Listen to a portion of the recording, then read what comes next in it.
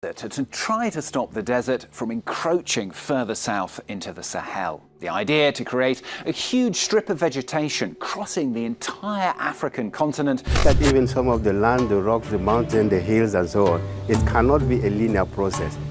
The second big challenge that makes it not technically sound. Burkina Faso is rising, and it's not with oil rigs or skyscrapers, but trees. President Ibrahim Traoré has just announced a historic 20 million tree campaign. But this isn't just about reforestation. These are medicinal trees, part of a bold vision to heal both the land and the people. For a country long exploited for its gold and left barren by decades of foreign neglect, this is a grassroots revolution. Literally, from the Sahel to the savannah, new forests will grow, rich with native herbs, remedies, and jobs. This is Traoré reclaiming Burkina's roots, culturally, economically, ecologically. Stay with us, because what's happening in West Africa could become a model for the world, and it all starts with one seed. The 20 million tree pledge, not just a number, but a legacy. When President Ibrahim Traoré stepped forward and announced a plan to plant 20 million trees across Burkina Faso, it wasn't just a bold environmental gesture. It was a declaration of generational intent. This isn't about optics or PR. This is about roots, both literally and metaphorically. Traoré isn't waiting for the West to solve climate change. He's showing Africa doesn't need a handout to lead. The 20 million tree initiative is aimed at reclaiming degraded lands, reviving biodiversity, and yes, healing centuries of exploitation. It's a move rooted in sovereignty and science. Every tree is a statement. We're building a future here. And these aren't just any trees. We're talking baobabs, moringas, and nere trees, deeply woven into local culture, rich in nutrients, and bursting with medicinal value. The campaign has already mobilized students, farmers, elders, and even soldiers. It's not politics. It's a people's movement. In a world where governments sit on climate reports and do nothing, Traoré is digging holes in the earth and planting power. Burkina Faso, once defined by drought and deforestation, is flipping the tables. What was once barren land is becoming a living pharmacy. And in a region riddled with instability, Traoré isn't just planting trees, he's planting resilience. The West can keep its carbon credits. Africa's response is more profound. A green revolution with its own heartbeat, its own rhythm, and its own roots. This is leadership, and the world better pay attention. Medicinal forests, Africa's ancient healing, reawakened. Forget Big Pharma. The real medicine is growing right from Burkina Faso's soil. Traoré's campaign isn't just about greening the landscape. It's about reviving an ancient, almost forgotten pharmacy that modern science is only now beginning to respect. Indigenous trees like the shea, moringa, and neem aren't just environmental assets. They're lifelines. Their roots, bark, leaves, and fruit have treated malaria, boosted immunity, cured infections, and nourished generations long before synthetic drugs came into play. And now, under Traoré's leadership, these botanical treasures are getting the respect and the investment they deserve. This is more than environmental policy. It's a health initiative. Imagine forests that double as pharmacies, where families can source natural antibiotics, antiseptics, and vitamins without ever stepping foot in a clinic. That's the vision Traoré is nurturing. And here's the kicker. Burkina's universities and herbal medicine experts are now collaborating on documenting, preserving, and scaling these remedies. Traoré is bridging ancient wisdom with modern science, empowering local healers, and breaking dependence on expensive imports. In a world where rural communities often lack access to basic healthcare, Traoré is growing medicine, literally, and not in labs, but in living, breathing forests. These are sacred trees, sacred because they heal bodies, sustain economies, and root people to place and purpose. Burkina Faso is not just planting trees, it's reclaiming its indigenous knowledge, restoring health sovereignty, and reminding the world that sometimes the most powerful medicine doesn't come in pills, but in leaves, barks, and blossoms. Reclaiming the Sahel, turning dust into destiny. For years, the Sahel has been painted with one brushstroke: dry, dusty, and doomed. But Traoré is changing the narrative, tree by tree. The 20 million tree initiative isn't happening in fertile riverbanks. It's taking root in the hardest places, the scarred, wind-blown edges of the Sahel where the land cries out for hope. The plan? Use reforestation not just to combat desertification, but to transform entire regions from environmental graveyards into green corridors of life and commerce. Agroforestry is leading the charge. Trees are being integrated with crops and livestock, creating microclimates that restore soil health, protect harvests, and support pollinators. And the results? Villages that once relied on food aid are now harvesting fruit, nuts, and herbs. Women are building co-ops around baobab powder. Youths are turning reforestation into entrepreneurship. This isn't a temporary fix, it's a tectonic shift. And while critics once claimed the Sahel was beyond repair, Traoré's forestry engineers and grassroots planters are proving them wrong every single day. You see, this isn't just about planting, it's about planning. Water retention pits, seed ball techniques, and community-managed woodlots are turning theory into transformation. And the most inspiring part? It's Burkina solutions for Burkina challenges. No NGOs parachuting in, no corporate fingerprints, just local hands, indigenous knowledge, and national pride. The Sahel isn't dying, it's rising. And Traoré? He's leading one of the most ambitious land restorations Africa has ever seen. Dust into destiny. That's the new Burkina blueprint. Jobs, justice, and jungle. The socio-economic windfall. Tree planting sounds peaceful. But under Traoré, it's become a weapon of mass employment. The 20 million tree campaign is fueling one of the largest green job surges in Burkina Faso's history. From seed collectors to nursery workers, from soil scientists to eco-guards, thousands of jobs are being created, and not just in the cities. This is a rural revolution. Entire villages are getting contracts to plant, maintain, and monitor tree corridors. And the ripple effects? Massive. Local artisans are crafting eco-products from forest byproducts. Women's groups are exporting shea butter and moringa oil. Youth collectives are building digital apps to track growth and carbon capture. This is Circular Economy 101, designed not in Silicon Valley, but in Ouagadougou's grassroots networks. And let's talk about justice.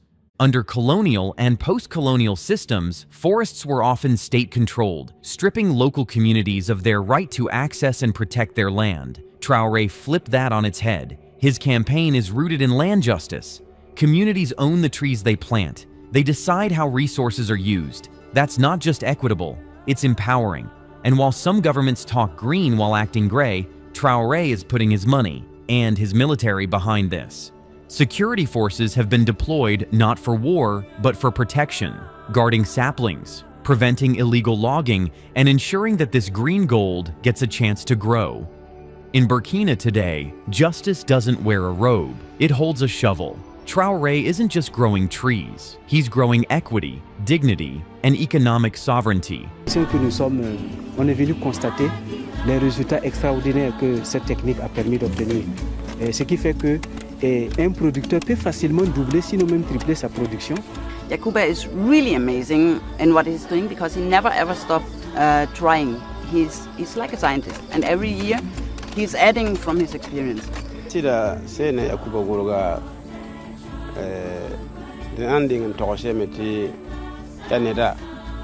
The Youth Army, green warriors of the new Burkina.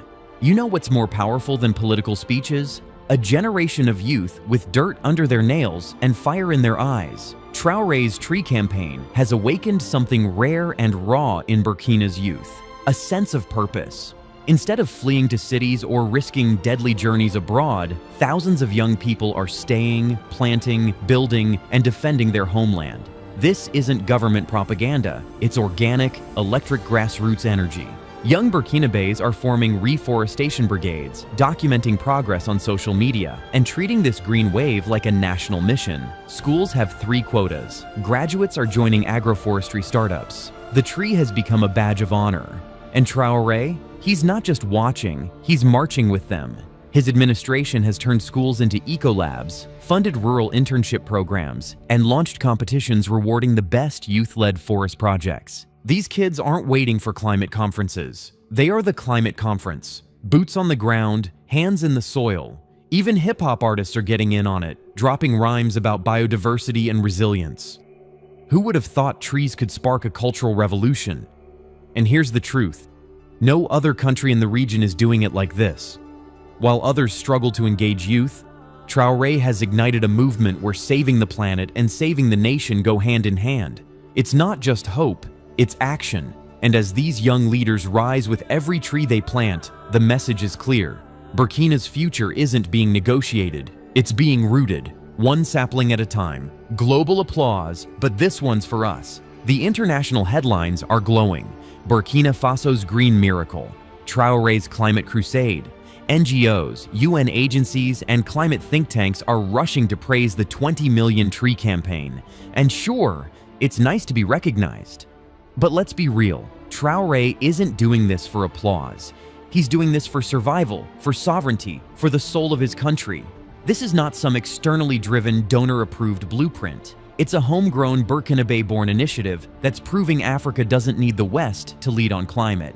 We've got our own roadmaps, our own heroes, and our own reasons. While the world argues over emissions targets, Burkina is creating carbon sinks. While others chase green profits, Traoré is chasing green justice. This campaign isn't charity, it's reparative. It's about reclaiming what was stolen: land, dignity, and ecological agency. And yes, let the world watch and learn. Let them send drones to study regrowth, fund research labs to analyze soil quality. But know this, no matter how much praise comes from abroad, the deepest pride is rooted at home. Mothers walking their children through sapling-lined paths. Elders remembering how the land once looked. Children drawing trees in their notebooks, not tanks. That's the impact. So let the world celebrate. But this victory, it belongs to Burkina. And Traoré, he doesn't need validation. His roots run too deep. He's not planting for today's press. He's planting for tomorrow's peace. Dans le temps passé, les terres là sont vraiment suffisantes. Mais à l'heure actuelle, là, ça ne répond plus. When you have less natural resources available for people, the limited remaining places or spots where you have those opportunities, will be a concentration of people. They will move from one place to another in order to get access to those resources. Everybody fend for themselves, and in that, of course, you have some clashes, you have some problems. Vraiment trouver des moyens pour faire en sorte que les populations vivent mieux dans un écosystème qui est très hostile, qu'on connaît déjà, que l'écosystème du Sahel. J'ai été élu le 17 mai 2021, installé comme maire. L'environnement, selon moi, l'environnement, c'est le centre principal du développement de la commune, du moment que la plupart de la population ne vivent que de cette terre-là, l'agriculture et l'élevage. Defying doom, security through sustainability. In a region plagued by instability, where terrorist factions exploit poverty and climate despair, Ibrahim Traoré's tree campaign isn't just environmental, it's geopolitical. Reforestation is now a national security strategy. How? Because it targets the root causes of insurgency, land degradation, food insecurity, and youth unemployment. By restoring soil and restoring hope, Traoré is cutting off extremist recruitment at the source. When land becomes productive, families stay. When youth find purpose in planting, they don't pick up guns. When forests thrive, water returns. And where there's water, there's stability. The tree becomes a peacekeeper. And this is not some metaphorical gesture. Security forces have been redeployed to protect ecological zones. Local militias are being retrained as eco-guards. The entire military ethos is shifting from defense to regeneration, and it's working. Villages once abandoned are seeing returns. Displaced families are coming back. Agricultural yields are rising. Burkina isn't just defending itself with weapons, it's defending itself with roots, shade, and sustenance. This is strategic brilliance. While the world's powers look for peace through drones and dialogue, Traoré is showing that sometimes peace comes with a shovel, not a summit. The forests of Burkina aren't just lungs for the planet, they're barriers against chaos. And for a leader often underestimated on the global stage, Traoré is proving that resilience is grown, not gifted. The green canopy he's building, it's not just ecological, it's revolutionary. What the future holds, from saplings to sovereignty. 20 million trees is just the beginning. Traoré has already hinted at Phase 2, transforming Burkina into the green lungs of West Africa. The dream? To expand the campaign to 100 million trees by 2030, integrate tree-based learning into national curriculum, and build a regional eco-alliance that includes Mali, Niger, and Ghana. This isn't fantasy. It's already underway. Seed banks are being expanded, water harvesting systems are scaling, and Burkina's forestry schools are now training the next wave of eco-diplomats.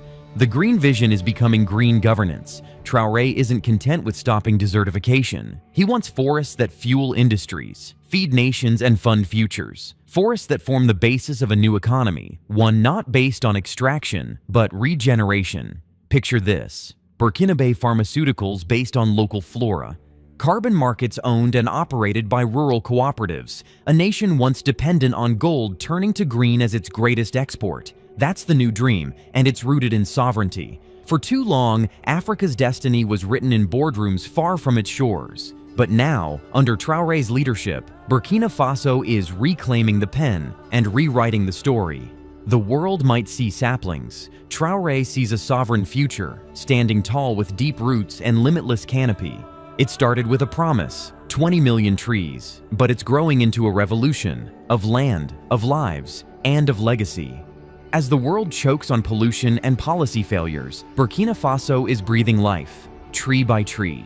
Ibrahim Traoré's 20 million medicinal tree campaign isn't just environmental, it's transformational. It revives ancestral knowledge, empowers rural communities, and builds a future no longer dependent on handouts or hollow promises. This isn't a reforestation project, it's a resistance. A reminder that healing can begin when people reconnect with their land. Imagine a nation once dismissed as resource poor, now exporting plant-based medicine, attracting ecotourism, and teaching the world how to grow hope.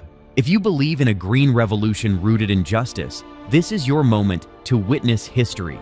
Like, share, and subscribe, because Burkina Faso is planting the future, and the world is watching.